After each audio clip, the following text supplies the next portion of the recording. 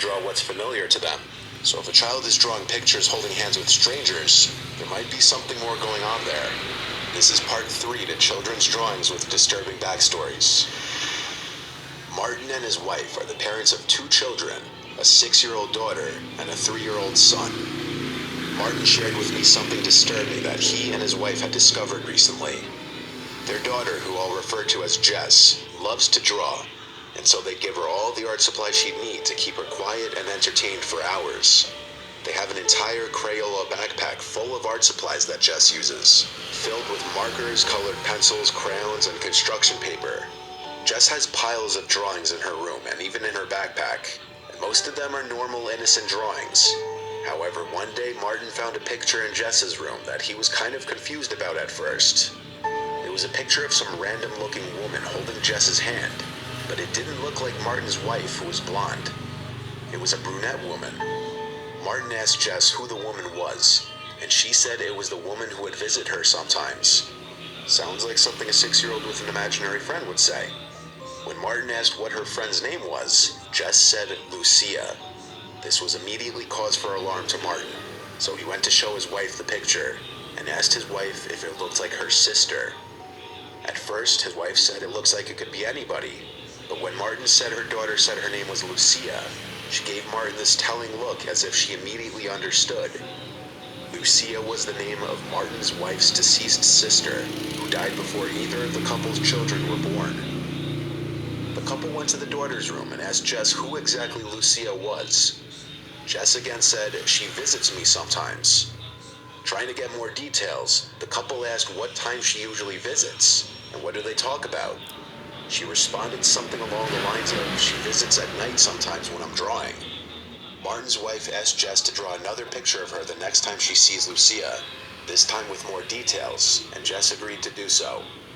From now on, Martin and his wife would keep Jess's door ajar just so they could hear if Jess was talking to someone.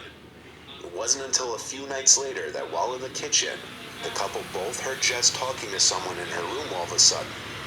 So the two went towards the room quietly to listen to what she was saying. There were long gaps in between what Jess was saying, but she was clearly talking to someone or something that didn't appear to be there, because she seemed to be answering questions that the parents couldn't hear being asked. At one point, Jess said, "They asked about you when they saw my picture of you. They want me to draw you again." Then Jess stopped talking completely, and that was when Martin and his wife entered the room and asked if she were talking to Lucia again. She nodded her head, and they asked where in the room Lucia was. Jess turned and looked around the room, then focused on the corner and said, "She's standing right there." Martin and his wife looked in the corner of the room, to nothing. Yet both of them agreed they felt an uneasy feeling in the room and were extremely uncomfortable. Martin's wife said softly to Jess to draw what Lucia looks like right now, down to every last detail, and after Jess said, "Okay, Mom," the couple left the room. Jess didn't speak anymore, and the parents were left feeling a little uneasy. It was a short time later that Jess called her mom back into the room, and so both Martin and his wife went back to her room, and she presented a new picture. This picture confirmed the couple's fear. This was the photo. In this new photo, with a lot more detail, Jess drew Lucia to have blue eyes, a small mole above her lip, and dressed in white. Lucia was buried in white, and had blue eyes and a small mole above her lip. Martin's wife was never close with her sister, having only attended the funeral for a short time, and so Jess had never learned of her deceased aunt yet. There were also no pictures around the house that she could have seen. Martin and his wife told Jess that they didn't want her talking to Lucia anymore. This was not because Lucia did anything particularly horrible in her life per se, but rather that it was genuinely scaring the couple.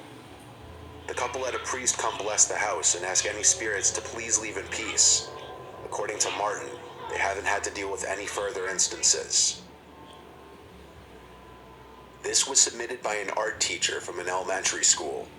Twice a year with each class, the teacher would hold what she called draw and tell, which would have the children draw anything that meant something to them, and then tell the story behind it. This was with a 3rd grade class.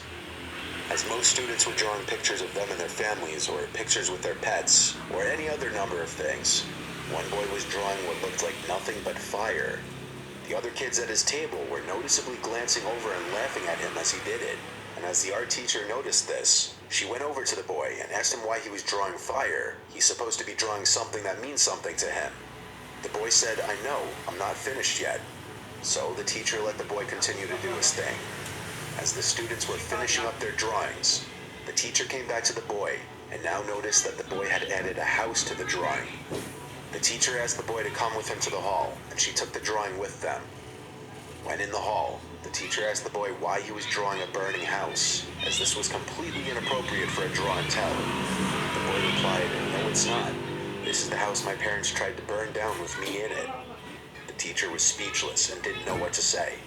She kept the drawing and told him to take his seat, and told him, "We're not going to do the draw and tell."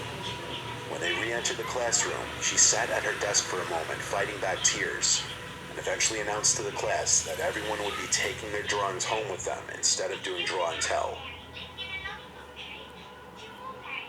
This one comes from another parent who wanted to remain anonymous, so all names will be made up.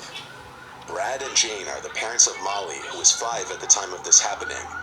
Molly is a quiet and well-behaved girl according to her father, which makes this story even creepier. Brad and Jane's bedroom is right next door to Molly's. The night the strange events began is when Molly came to her parents' room